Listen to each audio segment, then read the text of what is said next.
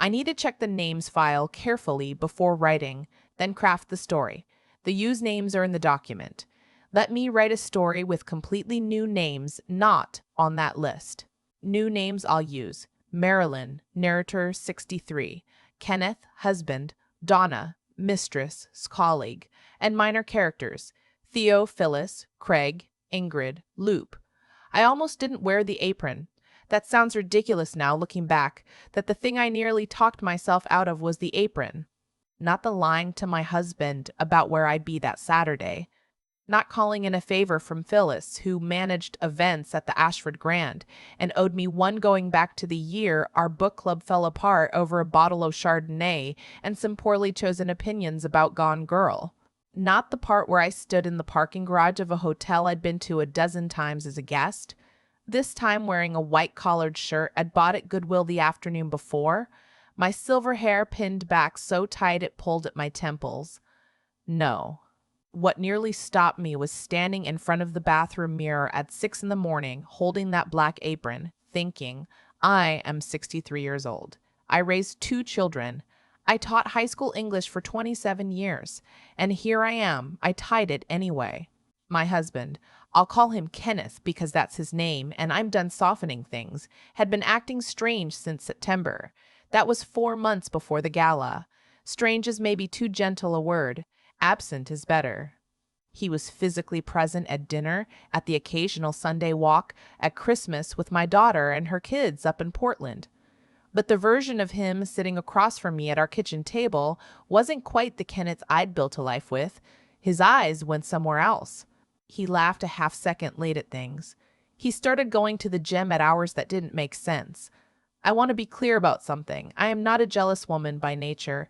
I've never been the type to check phones or sniff shirts.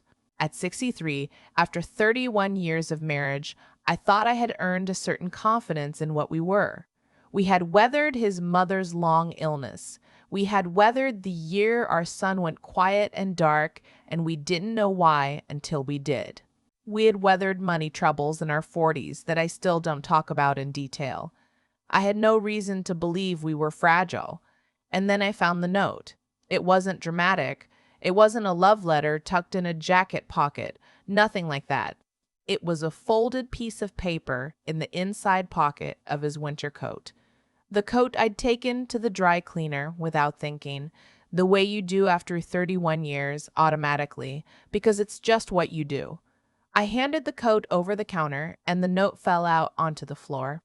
The woman behind the counter picked it up and handed it back to me with the kind of neutral expression that makes you think she's seen this before. I read it in my car. It said, "Can't wait for Saturday. I'll find a way to get you a loan." I sat with that for a long time. I want to tell you I immediately confronted him. I want to tell you I drove home, walked in the front door, and said, "Kenneth, who is D?" I didn't. I sat in the parking lot of that dry cleaner for 40 minutes, and then I drove to the grocery store and bought things we didn't need. I made a pot of soup. I set the table. I ate dinner across from him and watched his face and thought about 31 years and thought about my mother, who always said, before you burn a house down, make sure you know what's inside it. I needed to be sure. The Saturday in the note was 3 weeks away. It didn't take long to figure out which Saturday. Kennett's company. He's a senior partner at a mid-sized consulting firm, has been for 15 years, held their annual winter gala at the Ashford Grand every January. I'd attended 6 or 7 times over the years before the pandemic changed the format, and then afterward I'd quietly stopped being invited, which I'd told myself meant nothing. Spouses often weren't included at these things anymore. Companies were tightening up. I told myself a lot of things. I called Phyllis on a Tuesday. Phyllis and I had been friends since our daughters were in 2nd grade together, which means we'd been friends for over 30 years, which means she knew me well enough not to ask too many questions when I said I needed a favor. I told her enough. She listened. Then she was quiet for a moment and she said, "Marilyn, are you sure you want to do this?" And I said yes, and she said, "Okay," and that was that. She got me in as a banquet server. 1 shift, Saturday evening, 5 to midnight. I would need to complete a brief orientation that Friday afternoon, which I did, learning where the kitchen was and how to carry a tray and how to move through a room without making eye contact with people who might recognize me. That last part wasn't in the official training. That was just me standing in the empty ballroom the afternoon before, memorizing exits. I told Kenneth I was going to my college roommate's daughter's bridal shower in Cleveland. We'd been married long enough that he didn't ask for details.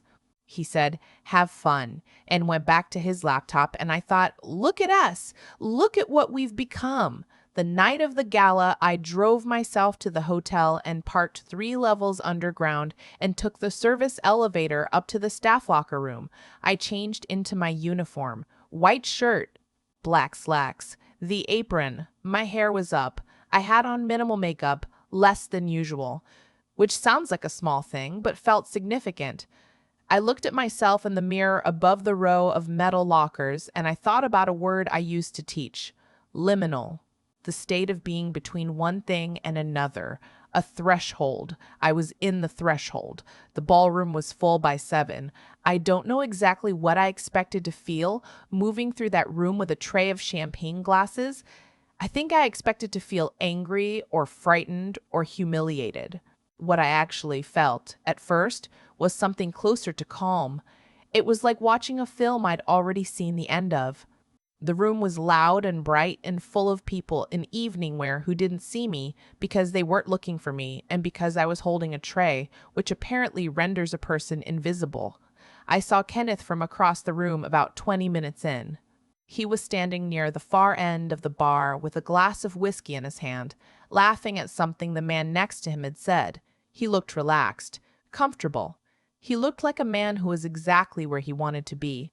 I stood still for a moment with my tray and looked at him and tried to locate the feeling I'd carried around for 4 months, that low, persistent dread like a radio playing in another room, and I found it, but it did change shape. It was sharper now, clearer. I kept moving. Her name was Donna. I didn't know that yet. I knew her as the woman Kenneth turned toward when she appeared at his elbow, the way a plant turns toward light. Automatic, effortless, not a choice so much as a direction. She was younger than me, though not as young as I'd braced myself for. Late 40s, maybe. Dark hair. A green dress.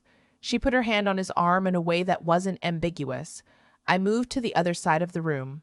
I won't pretend the next 2 hours were easy.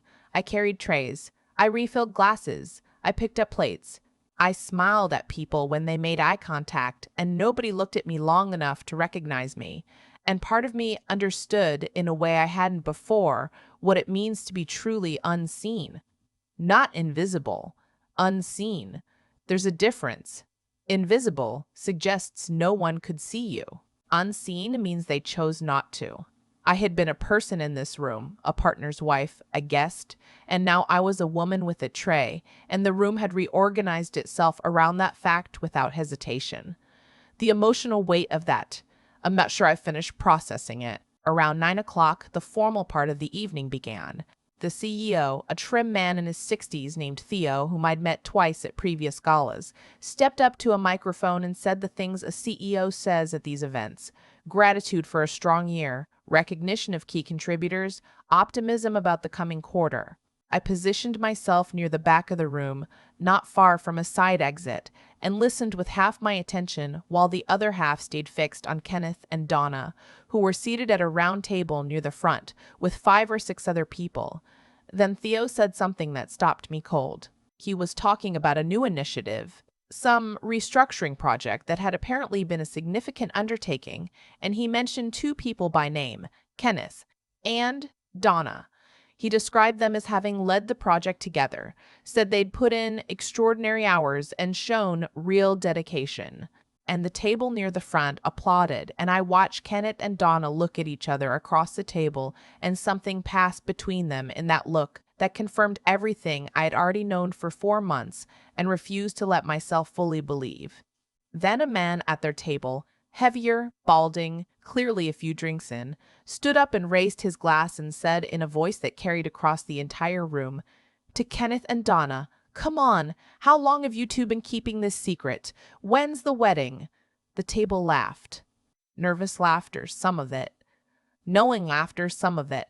Kenneth laughed too and shook his head and said something dismissive, and I watched Donna touch her stomach. It was a brief gesture, the kind of thing you do without thinking. Her hand went to her stomach and stayed there for just a moment, and then moved away, and she glanced around the room the way a person does when they're hoping no one noticed. I noticed. I set my tray down on a nearby surface, quietly, carefully, the way you put something down when you've decided you're done carrying it. I want to be honest about what happened inside me in that moment, because I think people expect rage, and I'm not sure rage is what it was. It was more like a door opening or closing, something that had been uncertain becoming certain. The past 4 months of low-level dread and half-suspicions and generous interpretations and late nights lying awake doing math about possibility, all of it resolved suddenly into a single clear fact. I knew. I had come here to know, and now I knew, and the question was what I was going to do about it. I thought about my mother again. Make sure you know what's inside the house. I knew what was inside. I had walked through every room. I went to find Phyllis. She was managing the event from a small office just off the kitchen corridor, and when I appeared in the doorway, she looked at my face and didn't ask anything. I told her I needed 5 minutes with the microphone. She looked at me for a long moment, and then she said, "I need you to know that whatever happens, I am not involved." I said, "Obviously." She stood up, walked me to the stage entrance, and disappeared. I don't know entirely what I planned to say. I know that I had been an English teacher for 27 years, and I had learned in those years that the most important moments of communication are rarely the ones you prepare for. There was a brief transition between speakers. Someone was queuing up a video presentation, and I walked to the microphone. I think several people assumed I was a staff member with an announcement. Kenneth did not see me right away. He was refilling his whiskey at the bar along the wall. Donna saw me first. I watched her face recognize me. I said, "I'm sorry to interrupt. My name is Marilyn Ashworth. For those of you who don't know me, and it seems quite a few of you don't, I'm Kenneth's wife. I've been his wife for 31 years. I paused. The room had gone very quiet in the way rooms do when everyone senses something irreversible is happening. I want to congratulate the team on a strong year. I genuinely do. And I want to answer the question someone asked earlier about the wedding. I looked at Kenneth, who had gone very still.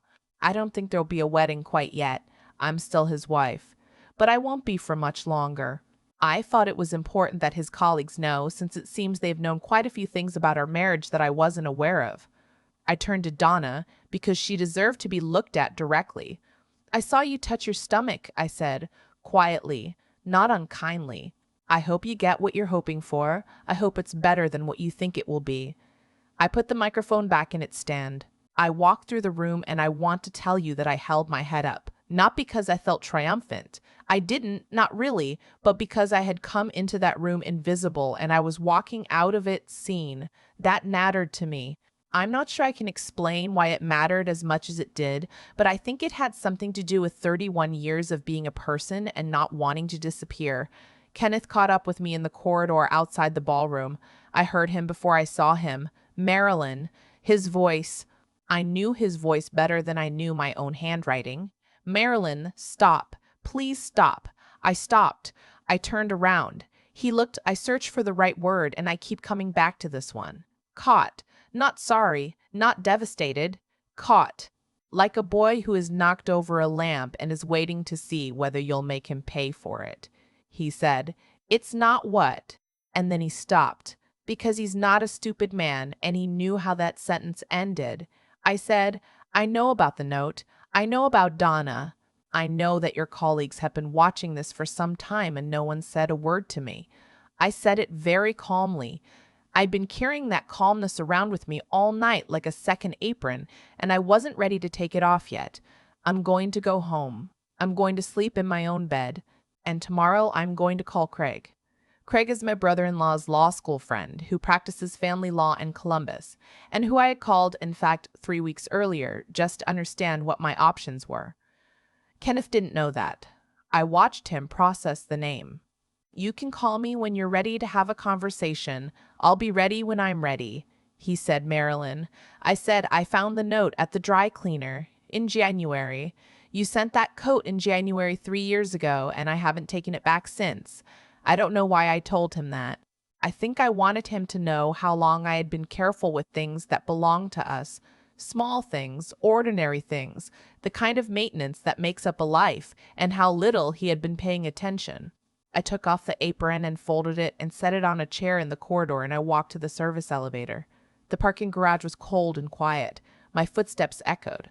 I sat in my car for a while before I started it, not crying, though I had expected to be crying, just sitting in the particular stillness that comes after something has been decided. I thought about my daughter, who I would need to call. I thought about the soup I'd made on the night of the dry cleaner, mechanically out of habit, and how I hadn't been able to taste it. I thought about the word liminal again, but I understood now that I was no longer on the threshold. I had gone through. I drove home with the radio off. The divorce took 14 months. It was not clean, but it was fair. Kenneth moved into an apartment in March. In June, Donna gave birth to a boy. I know this because my son told me gently, in the way he tells me difficult things now, with the particular gentleness he developed in that hard year when we almost lost him, the gentleness I used to thank God for and still do. I said, "Okay." I made us both coffee. We sat at the kitchen table that is now only my kitchen table, and we talked about other things. I retired from teaching in May, which I'd already been planning before any of this. I'd been planning it for 2 years. I had a whole list of things I intended to do. I am working through the list. I have not thought about whether I made the right choice walking up to that microphone. I've thought about it constantly, actually, but what I mean is I haven't doubted it. I stood in a room where I had been made invisible, and I made myself seen, and I said true things, and I have no apology for that. I am 63 years old. I have earned the right to say true things. My mother also used to say, "You don't burn the house down, but you don't stay in a burning house either." I got out. That's enough. That's more than enough. That apron, by the way, I never returned it. It's hanging on a hook in my laundry room. I walk past it every day, and I'm not entirely sure why I haven't thrown it away, except that it reminds me that I was the one who decided to tie it, and I was the one who decided to take it off, and both of those things were mine. People ask me sometimes whether I regret it. Not the divorce. Nobody asks about that anymore. It's been long enough that it just is what it is. They ask about the microphone, whether I should have waited, whether I humiliated myself along with him, whether a woman my age ought to have more dignity than to make a scene at a company party. I've thought about that word, dignity. I spent 31 years believing that dignity meant keeping quiet, smoothing things over, making soup, not asking questions I was afraid to have answered. And I think for a long time I confused dignity with smallness. I made myself small and called it grace. What I know now, and I don't think I could have known it any younger. Honestly, I think it took 63 years and a dry cleaner and a folded note to teach me this, is that there's a difference between choosing silence and having silence chosen for you. I had been silent for 4 months because I was gathering myself. That was mine.